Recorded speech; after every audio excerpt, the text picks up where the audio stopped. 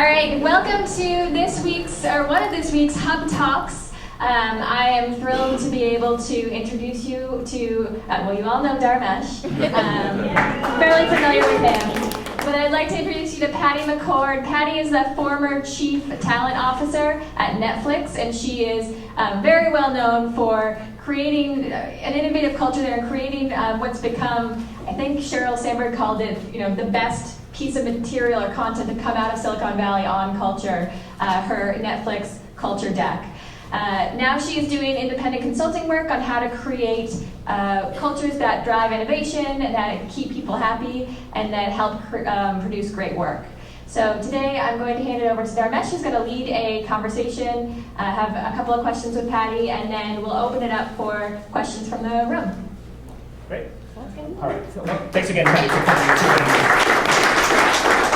Like most of the people that have been at HubSpot for a while, including all the exec team, have heard me kind of harp on the Netflix culture deck. So this is an honor to have you here.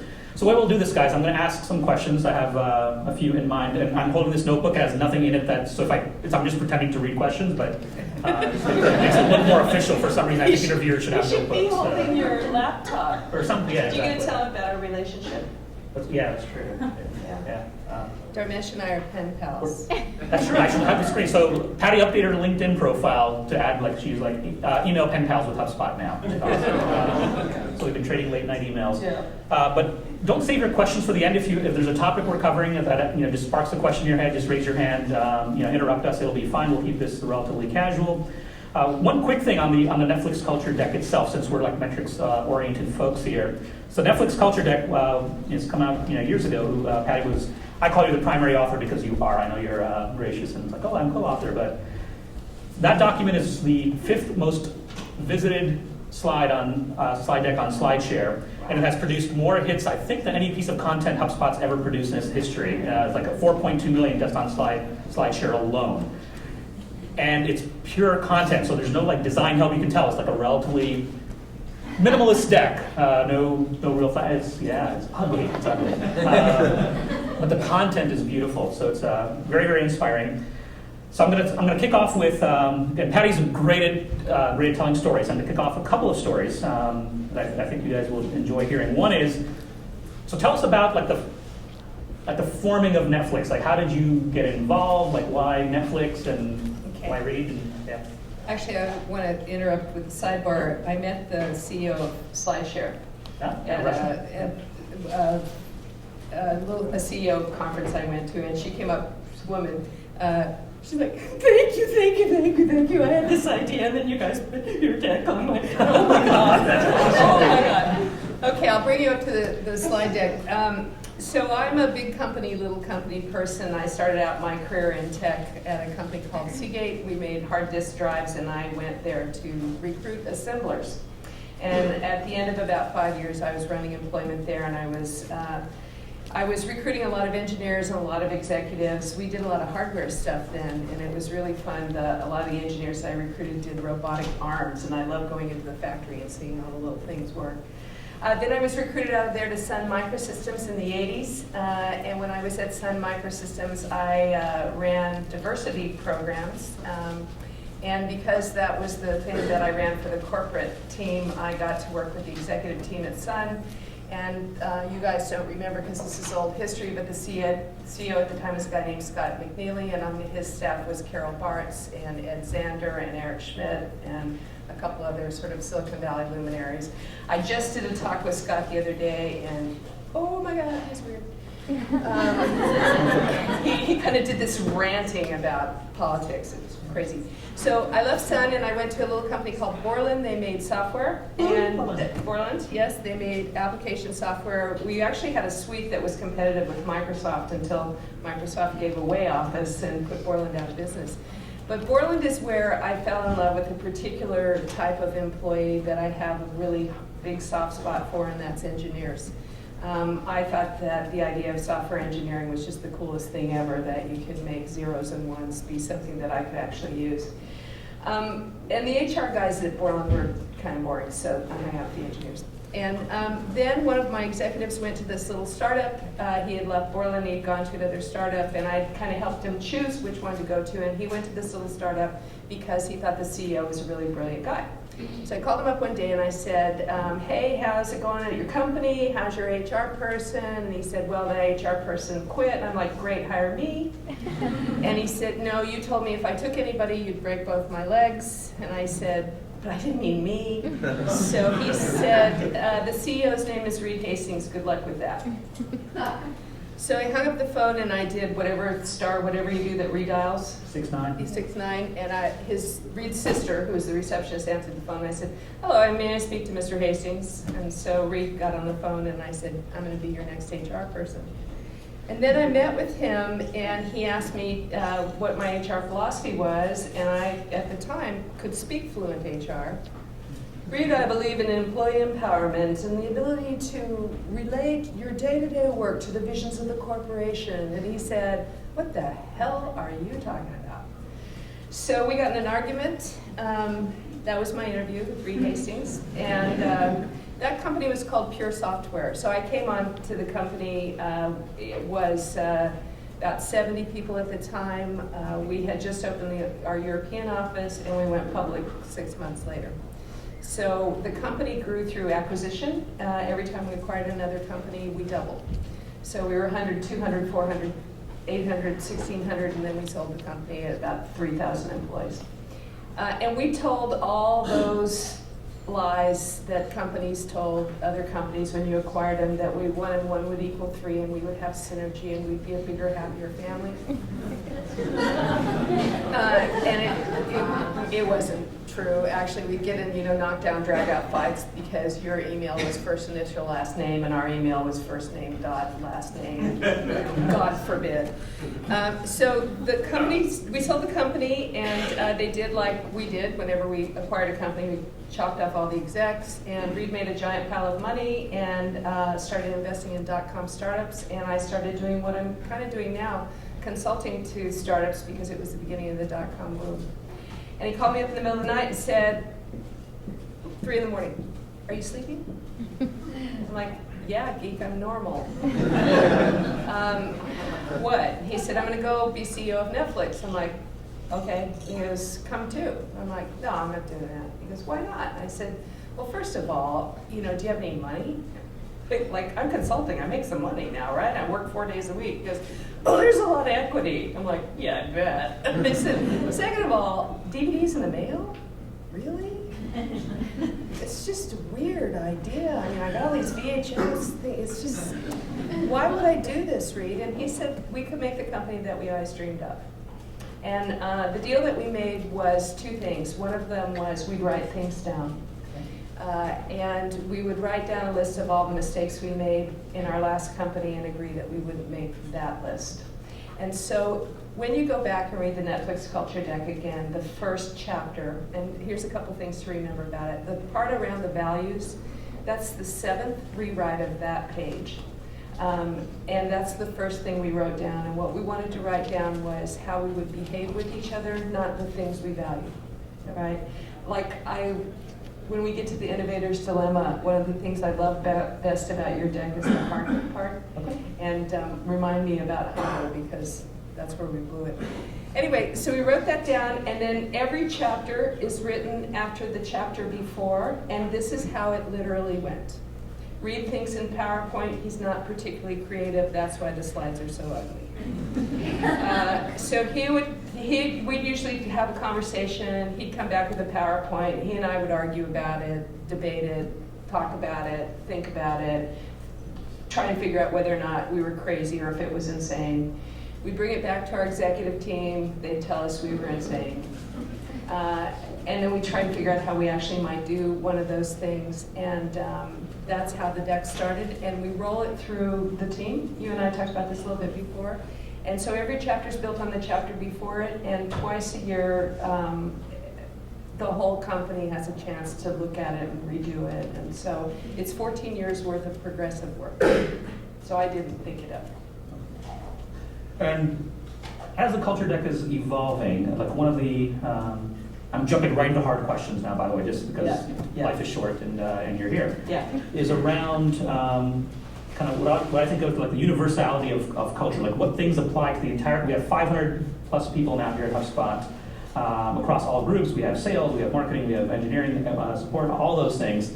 And one of the challenges we have is that it's hard to make all elements of the culture applicable to everyone in the company universally. Like, so we have an unlimited vacation policy, which was actually inspired in part by Netflix, and we like to believe we have this work anywhere, work whenever kind of philosophy. So my co-founder and I are really passionate about the freedom. Like, it shouldn't matter where you work, and in practice, it hasn't worked out equally well for everyone in the company. So what's your take on that? How should we address that? Like, this, different groups are different, and what things should be just, we hold these things sacrosanct. Yeah, I think there's a couple of things that you should hold sacrosanct no matter who you are.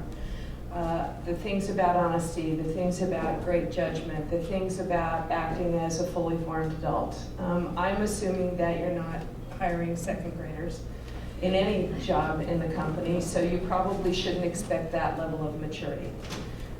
Anybody who's an adult should sort of kind of get what the adult part is, and that's about being responsible and following up on the things that you commit to, and taking ownership for the things that you do.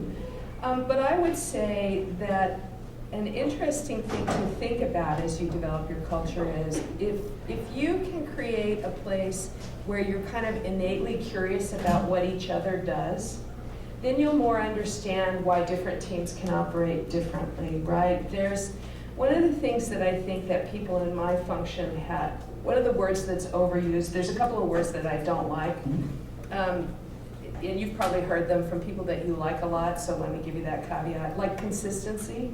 Like, that's, everybody's like, well, we all did it the same, we're consistent, oh my God. And like, and the end would be, consistency, that's if you want it in your cake batter, okay? But in real life, you really don't need to be that consistent. So I would say, the sales team has a different goal, has different functionality, they do different things, they're rewarded differently, they interact with other people differently. They tend to be a different kind of person than an engineer that's writing an algorithm, than somebody that's on the phone cold calling, right?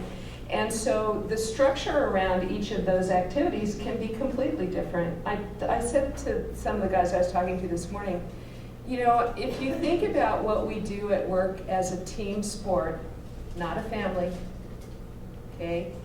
If you have a family, one day when you have a family, you will not say, honey, things are tight, let's lay off one of the kids.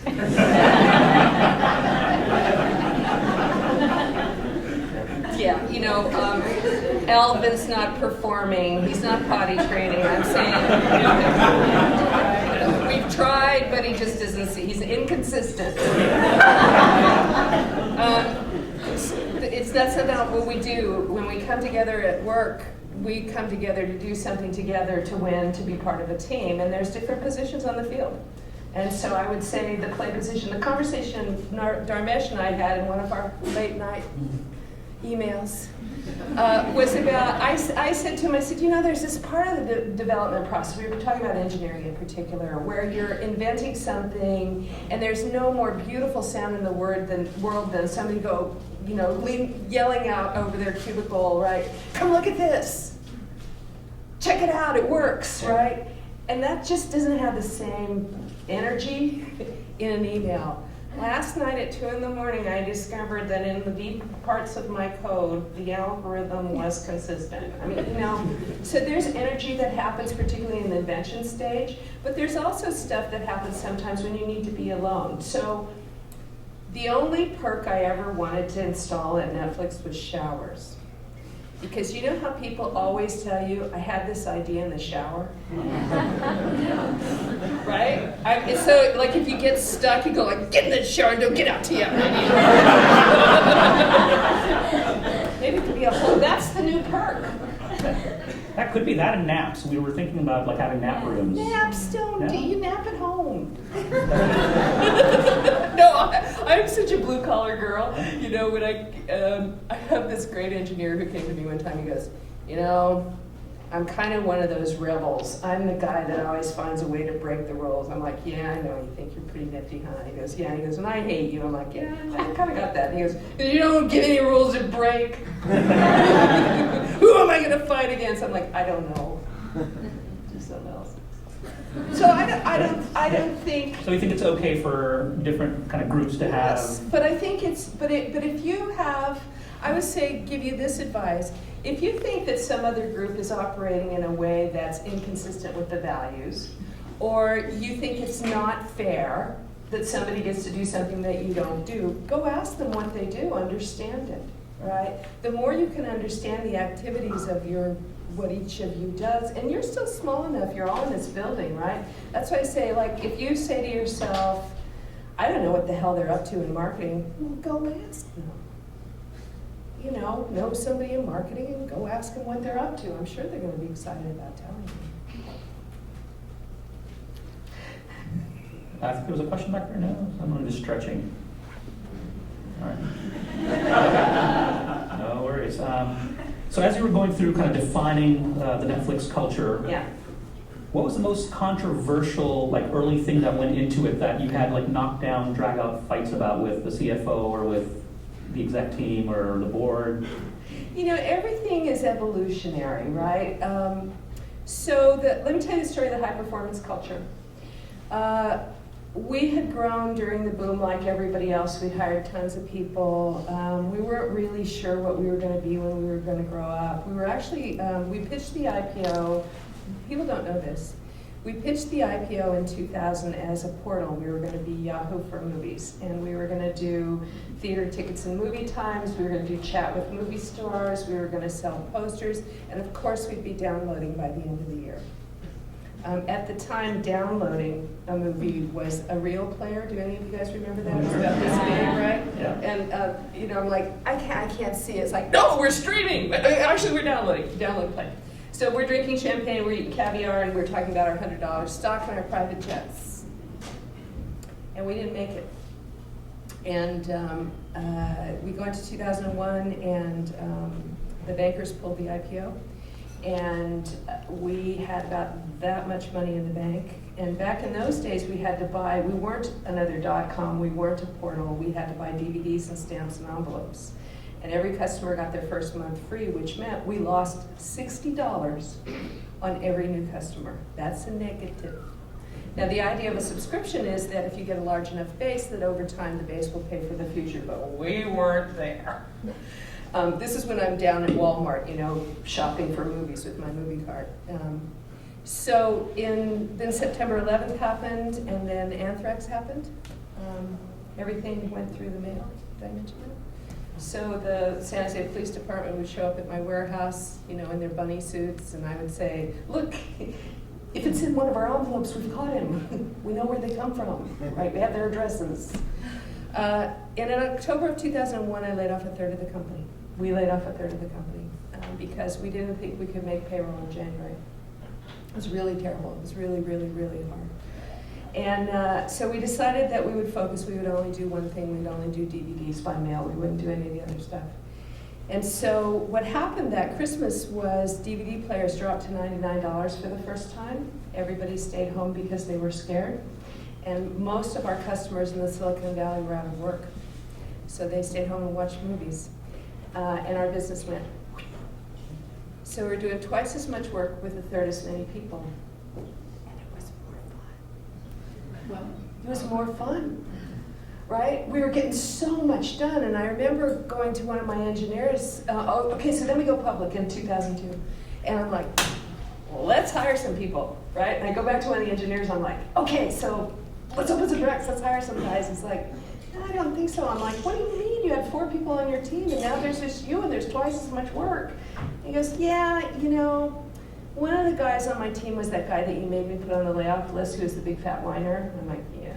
He goes, well, he whined like an hour every day, so I get an hour back. And then he was playing his guitar for another hour, and so actually I can concentrate more because he didn't have his guitar. The other guy was kind of junior, and I had to check his work, so I actually don't have to do that anymore. And the other guy, he was better than me, and you should have kept him, but I get to do his work now, and it's fun.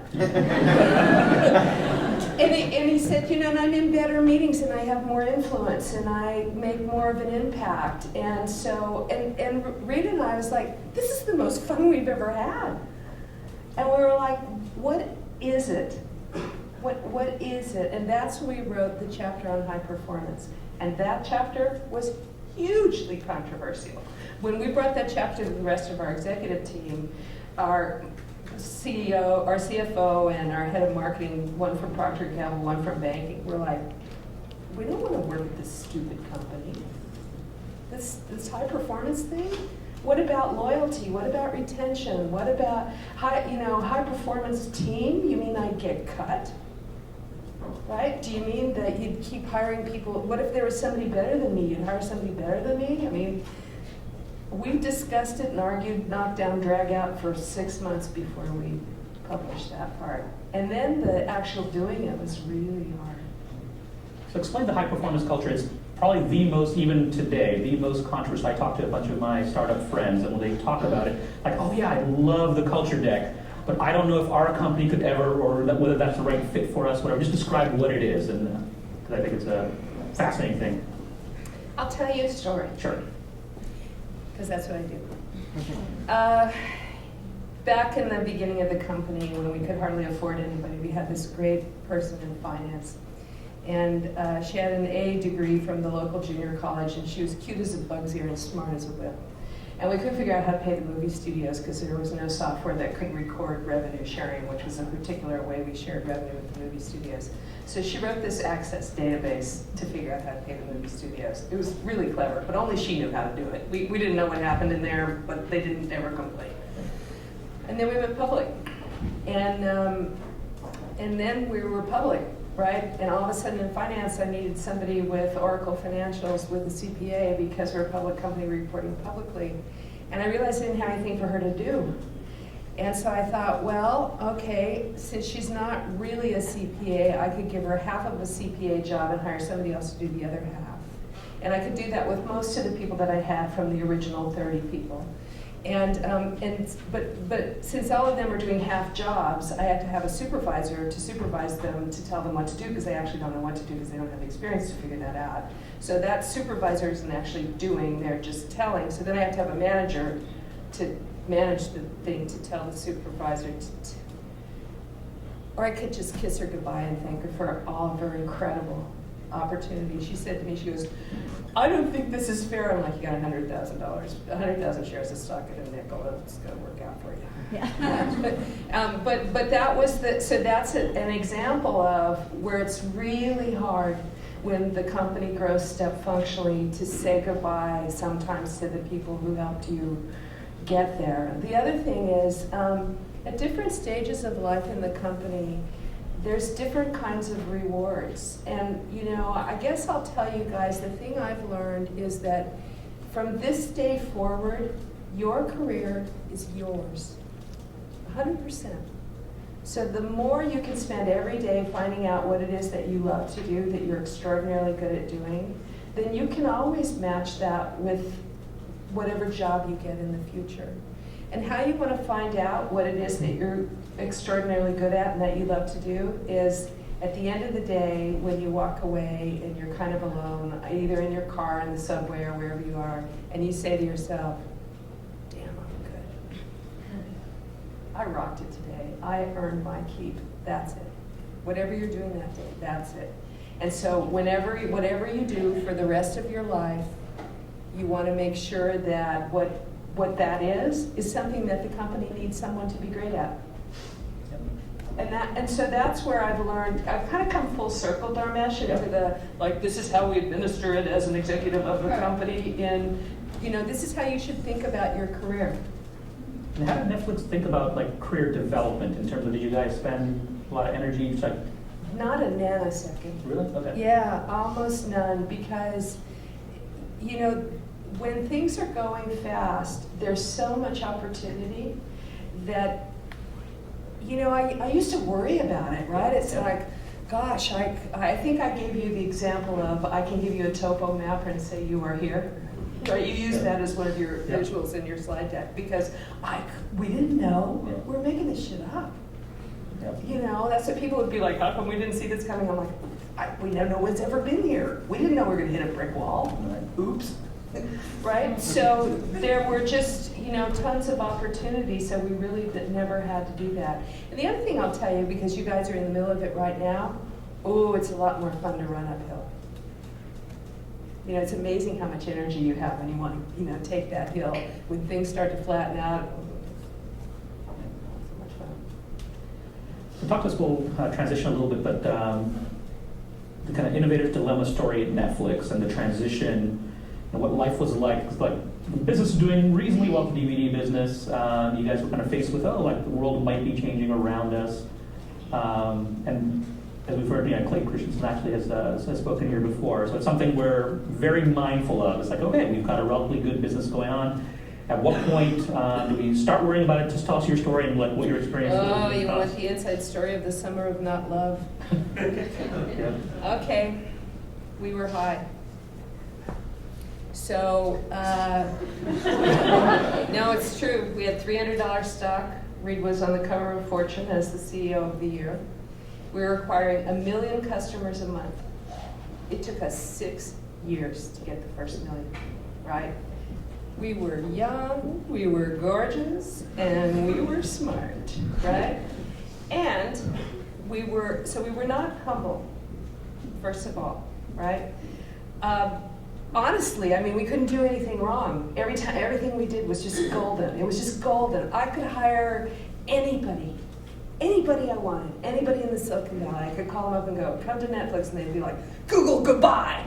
Worked every time. Now, that's that thing. The second thing is we're unbelievably metrics driven, right? So every decision in the company is made with math. And here's what the math was saying. The math was saying, and we knew this because we had predicted it, we model a lot, and what we had modeled was that the DVD business at some point would reach the top of the S-curve, would flatten out, and would eventually decline. And that we had started a new S-curve with the streaming business, and that the streaming business was now becoming up on the steep part of the S-curve. And the data that came to fore in our discussion was, oh my God, on that particular day, the number of hours that customers had streamed exceeded the number of hours watched by DVD based on our calculation. So we knew that it was time. And we said, you know, and that's thing one. Thing two was, for those of you who are inside of the technology or anything that's around scale here, the technology, the code base had become unbelievably difficult to maintain because of the two different types of service. So in the DVD by mail service, there's two sets of software. One of them is the back-end distribution software that ships the DVDs back and forth, and the other one is the website. Okay, so that's how you manage your DVD queue, is on the website. Website metaphor for those of you in design or marketing, right? Tabs, click-throughs. You know, when you mouse over, I was thinking about this today. I was in the hotel printing my boarding pass. I'm like, oh my God, a mouse.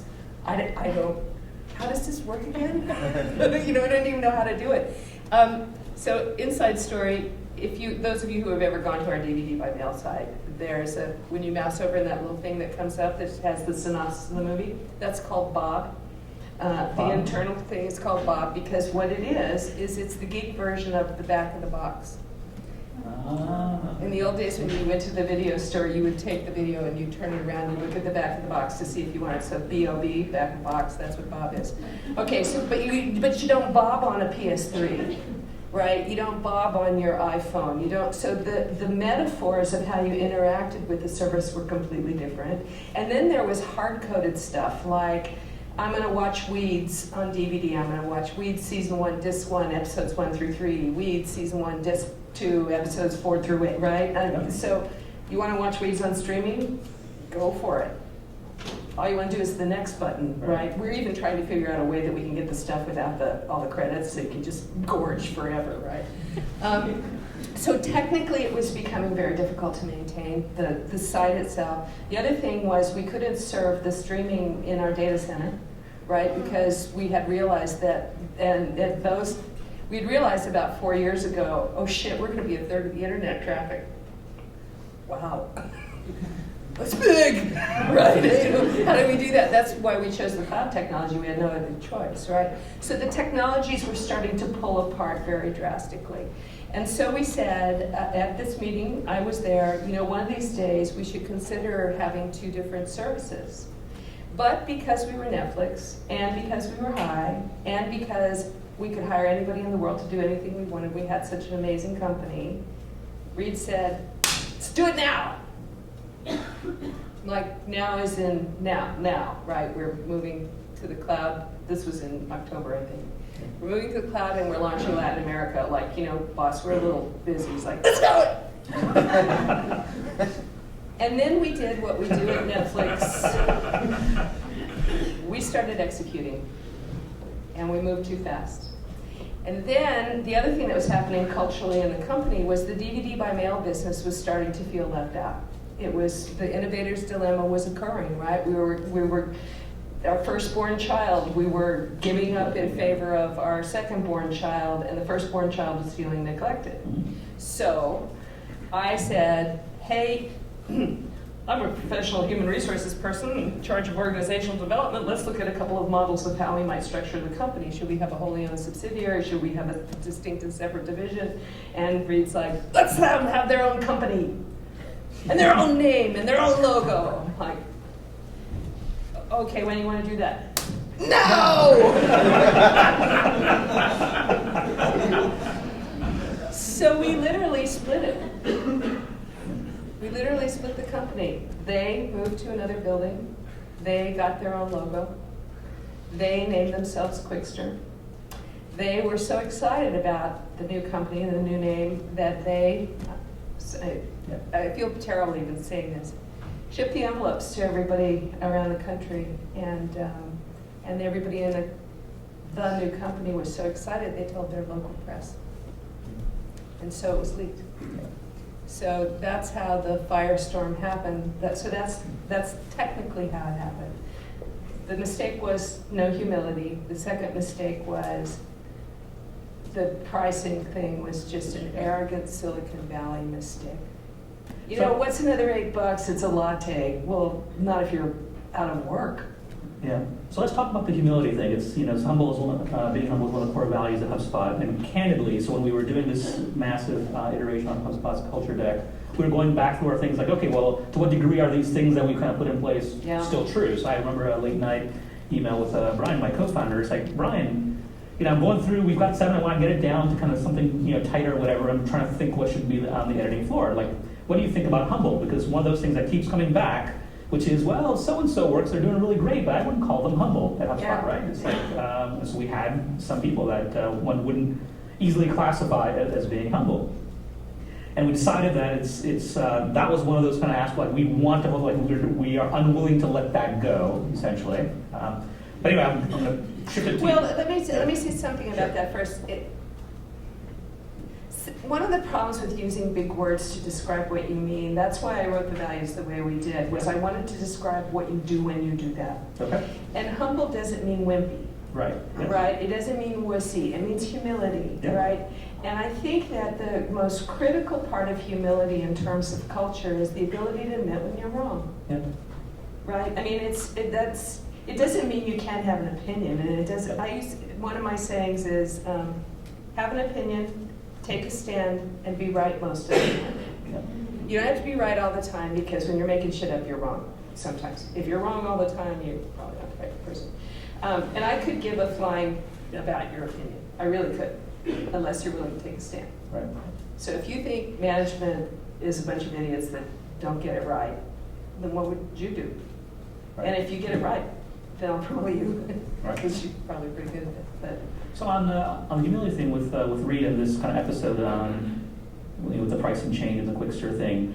So Reed has been described, at least I think it was like a GQ article or something like that, as being like pathologically modest. I think that was the phrase that was used, and he comes off that way. Mm-hmm. So what happened leading up to that? Like here's someone who was a career humble guy.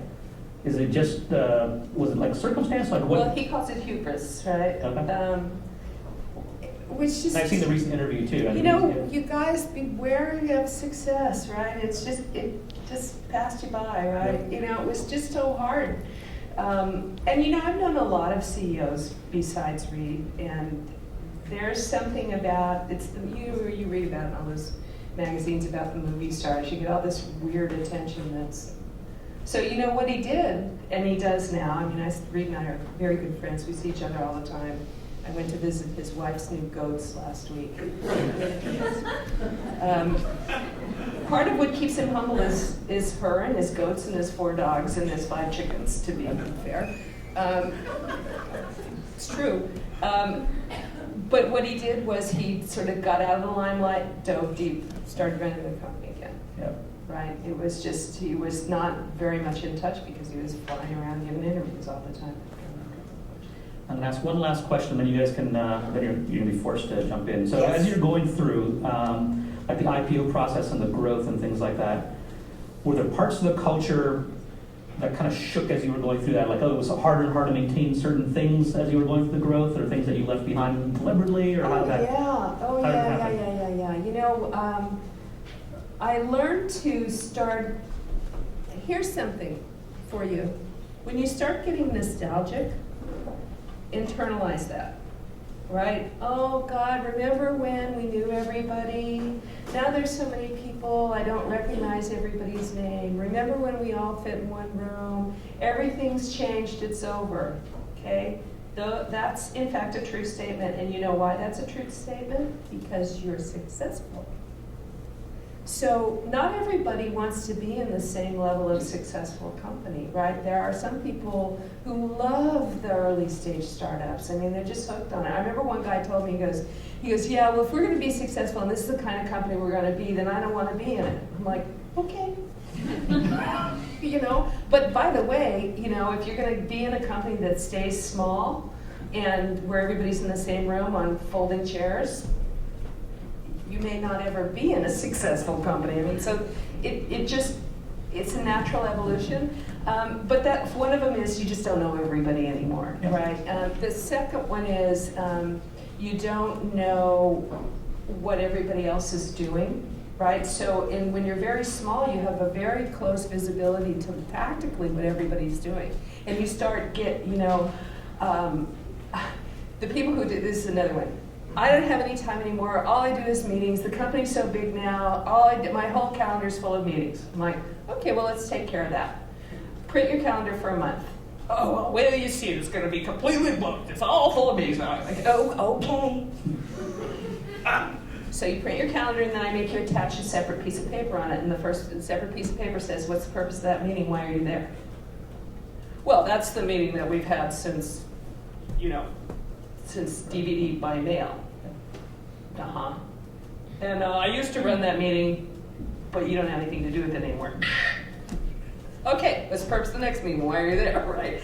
And what you do is you just throw out. And I think the other hint is as you get bigger, when you start to worry about, like, oh my God, we used to do this thing, but we don't do it anymore. I gotta find somebody to go keep doing it. Instead of doing that, stop. Stop doing things. Stop doing it and see if it matters, right? You hold on to things that are habit, and sometimes when that report's gotten so complicated, there's now 67 people on the BCC or the CC list. I'm like, well, then stop doing that report and see what the 4 people that matter want. Yeah.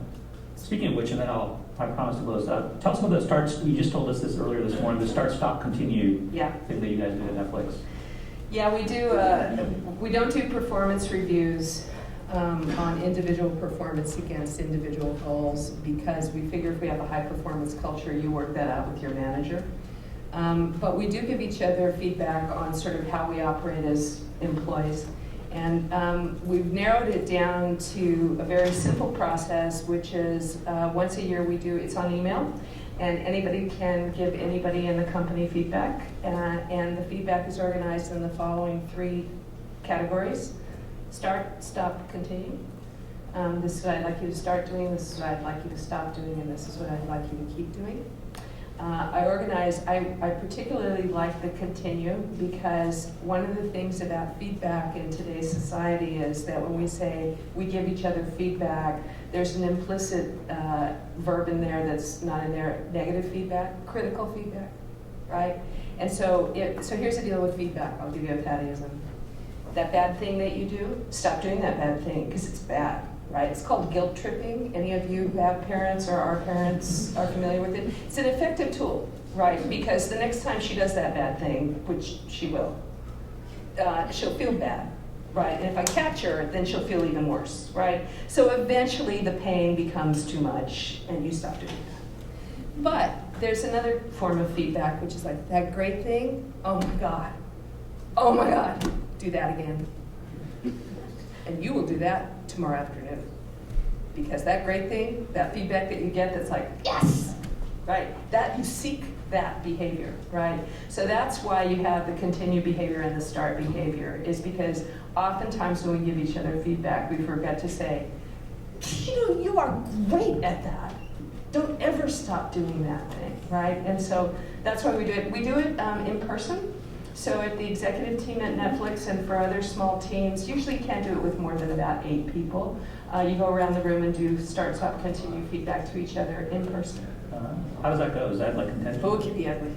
Yeah, it can be really ugly, But the stop being an asshole, that can be.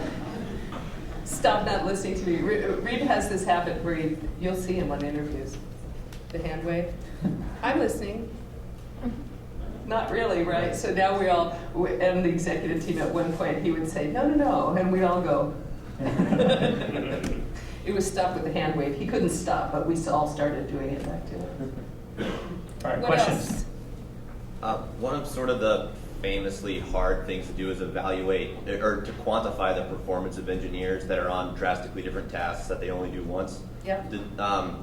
If you have a high-performance culture and you want to get rid of your B players and keep your A players, is it occasionally hard to know who those people are, or is it sort of politics? Can you explain sort of how you approach that? See, I think engineering is one of those things that's not hard at all.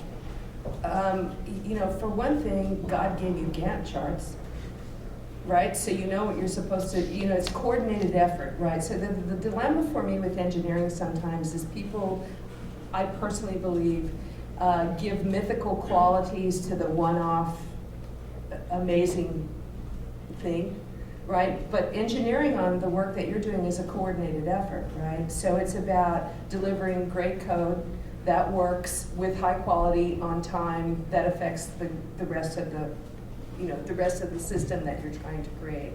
And if you're consistently coming up with great ideas that move the business forward faster, in an efficient and high quality way, you'll know, right? So it's more of the double negative, right? So if you're always late, or if you don't estimate well, or you say somebody in management goes, I want this done and I want it done by Thursday, and everybody goes, yes sir, and that's not going to happen by Thursday, and you don't speak up and go, well, wait a minute, we can do that by Thursday, but these 5 other things that you wanted are not going to happen, just to be clear.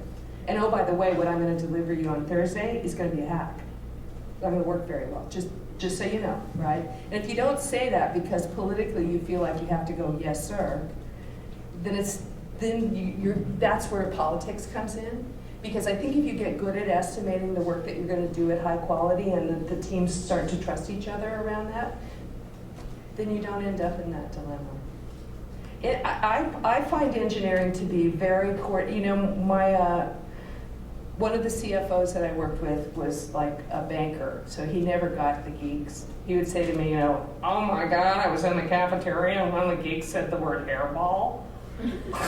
Like, what do they mean? I'm like, oh, that's a technical term. It actually exists in the code, when you just sort of like, nobody's paid attention for so long and you come back. He goes, well, what do you do with it? I'm like, what do you do with a hairball? Just start over, right? And he'd say, those guys, the unwashed masses, right? They don't like structure, they don't like discipline, they don't like rules. I'm like, are you crazy?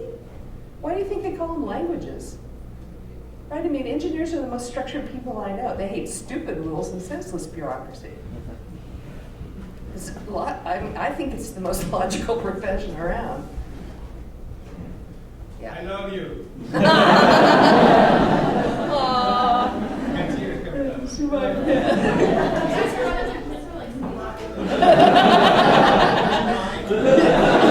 You want to be a pen pal too? I'm starting a little group there. I think your point about sort of the danger of nostalgia is fascinating. And so I'm curious, because every place I've ever worked, there's always been a point at which people start getting nostalgic, and it's usually about a month or 2 months before there's an exodus. You know, people, the old guard leaves because they don't recognize the surroundings anymore. They don't like the new guard that comes in. So what I'd be curious about is, what do you think is there anything that causes that turning point of nostalgia? Is there any way to combat that nostalgia when it hits? No, I don't think there's any way to combat it, and I think it's perfectly reasonable and absolutely healthy. Yeah. Right? So if the new guard that's coming in to create the new thing is different than the old guard, and the old guard isn't happy, then the old guard should go somewhere where they're happy. Right? I call it the duck syndrome. Right? So I'll give you, so before I leave this, I had a thought while you were speaking. When you get nostalgic, then think about the story of what you miss, right? If what you miss about knowing each other was knowing what each other does, then find a way to know what each other does better. Yeah. Right? You don't have to get nostalgic about the old way that you used to do it because you were in the same room, and find a way to get off your butt and go in their room and find out what they're doing, right? So dig a little deeper into what you're nostalgic about. But I'll give you the duck story. I had this guy who was running my search team, and he loves that I tell this story. He was French, Jean. Yeah. And I love this guy. He's a great guy. Just did fabulous work. Really did a ton of stuff on making our search function better. And I kept seeing him cranky all the time. And every time I walked by in a meeting, he'd be in there, and I'm like, well, he's French, Getting weird. So one day he was like raising his voice, and I'm like, okay, well, that's not cool. So I bring him, I'm like, Sean, what the hell? What is the matter with you? Well, I do not like that we are not participating in social networking. This was 3 or 4 years ago. He goes, because I believe it's critically important that we involve in social networking right now. I'm like, okay, you've mentioned that about 5,000 times, right? And he goes, well, and we're just not doing it. I'm like, okay, whoa. You're a director. We just got back from our quarterly business meeting where you brought this up, and what did we say? We said, we are not going to do this year. And that's right. I'm like, we're not. Okay, so that's clear. We're not going to do this. And he goes, well, and I said, how much do you think about this?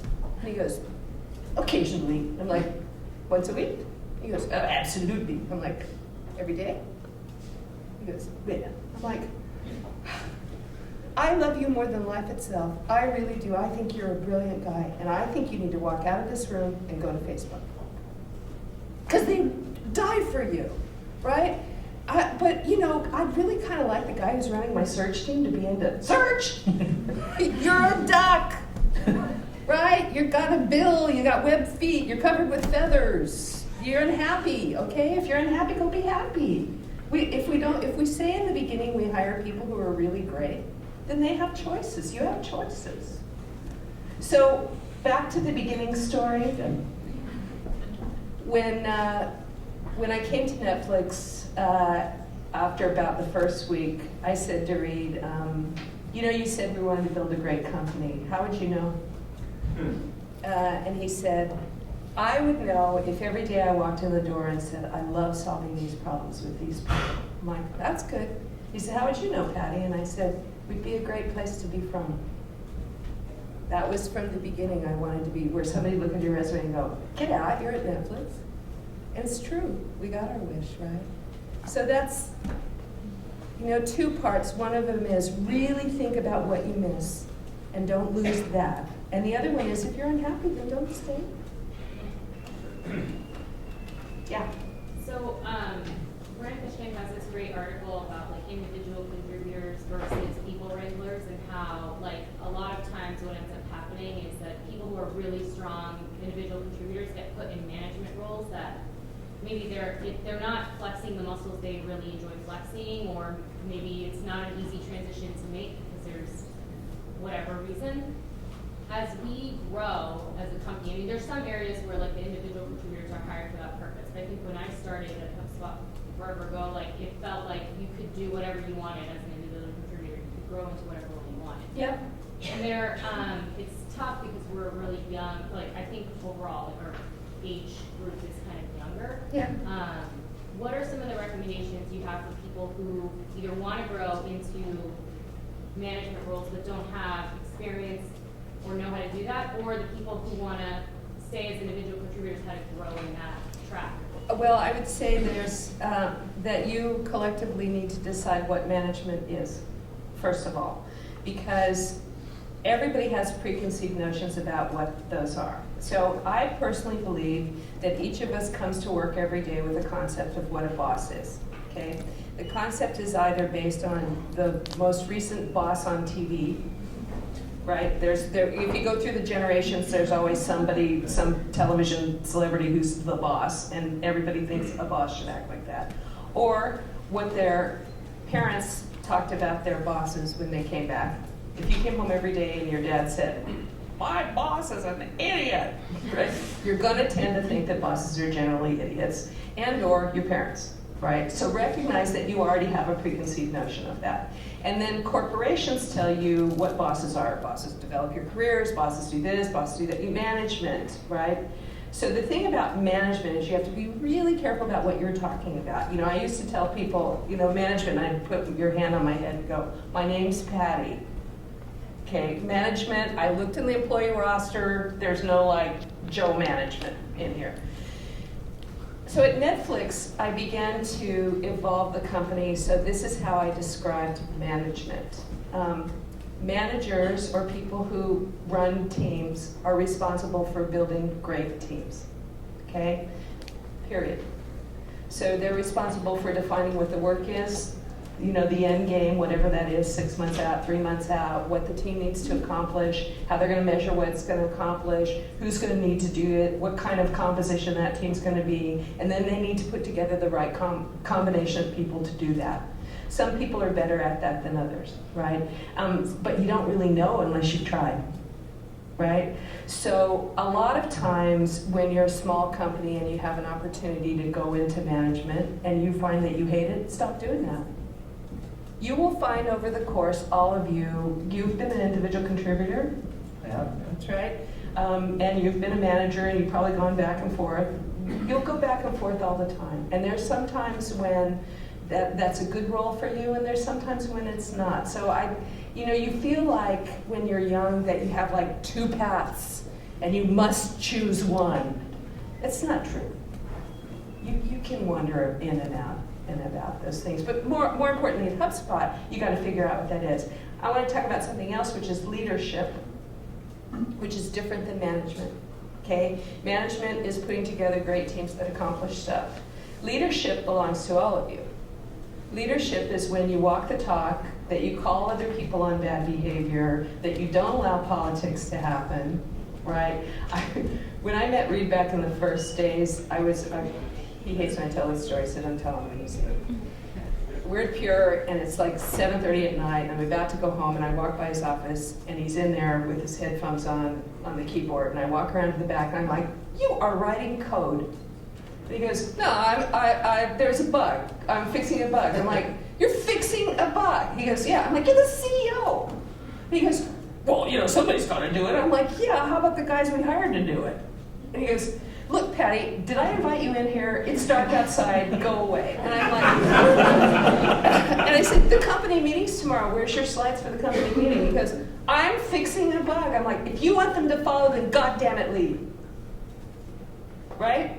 It's like, next day he wore a suit. I thought he was interviewing. But challenge each other. Expect more from each other. That's, when you think somebody's not pulling their way, then just tell them. They may not know. The other Pattyism is my cluelessness one. When you're talking to somebody and there's in the middle of the conversation, the bubble over their head, you're like, "This guy is clueless." Close your eyes, count to 10, and say to yourself, "He might be. He just might not know.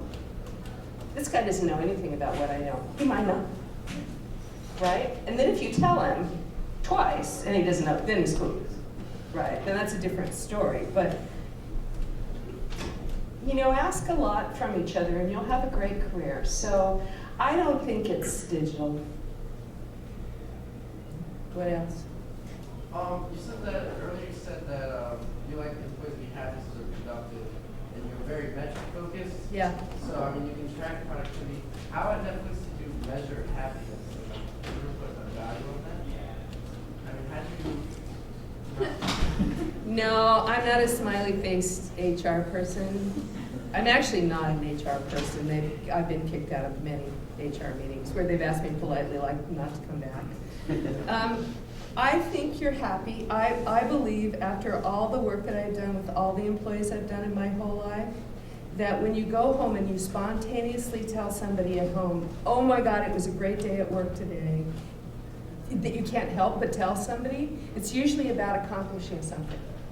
Oh my God, we did it, right? We figured it out. Oh, we never thought we could figure that out, right? That happiness is the magic that happens. Nobody's going to make you happy. Another word I hate, empowerment. I am empowering you to be more than you ever thought that you could be. I will take up my empowerment wand and you will glow and be empowered. You either have power or you don't. And you all have power. You either use it or you don't.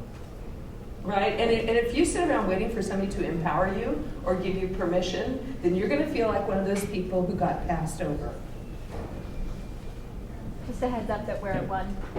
We can keep going, but if people have other things to go. Oh, I'm sorry. No, that's all right. No, Flip. We'll take one last question, then we'll call it a wrap. And for those that need to leave, we're not going to be offended. Yeah, I'm not offended.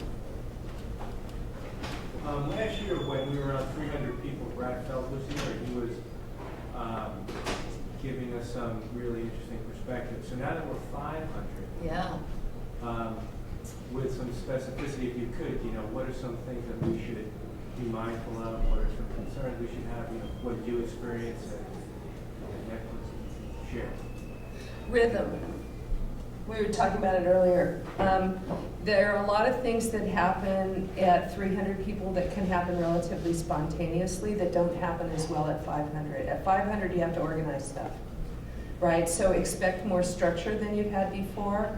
And what I talk about with my companies is find a heartbeat, right? Find a way in your team, in your larger department, in your company to figure out a way to very consistently convey information so that you know that, so you can start having expectations about when you're going to be able to ask questions or when you're going to be able to get information. Where when you're small, you can kind of stand up and, you know, I remember when we went public, we decided like literally at the last minute to do a friends and family round. And I called up the bankers, the lawyers, and I said, hey, we're going to do friends and family. And she goes, there's no way you can do that. You know, why? And she goes, because everybody has to hear all the information at the same time, and they all have to get a packet, and they all have to sign it. And I'm like, all right, put it in the car and drive it down here. You're in San Francisco, right? She goes, well, how are you going to do that? I'm like, I'm going to stand on a chair. Because it was 300 people, right? I was like, all right, everybody listen up so you all hear the same thing at the same time. Fill out the information and put it in the back of that Volkswagen. But you could, and you wouldn't be able to do that later. So don't be afraid when the structure happens. Just make sure it's not stupid. And then I'll leave you with this. The way you create the company you want to have that you love is that when you, each and every one of you, see somebody or someone doing something that seems kind of stupid to you, that moment that you don't raise your hand and say so, you've now let it happen. Right? So if you don't call each other on your behavior, if you don't insist on it, if you don't send somebody an email, if you don't talk to them about them, then they're just clueless. They won't know. And so we talked earlier this morning, I talked to another group that says, you are the core. So you guys are, for when the company's 1,000 people, the people who, the next 500 people come in and they do something stupid, you go, oh no, don't do that here. That's a bad thing. Or that good thing, yeah, we love when you do that kind of stuff here. Thanks again, Patty, for Thanks for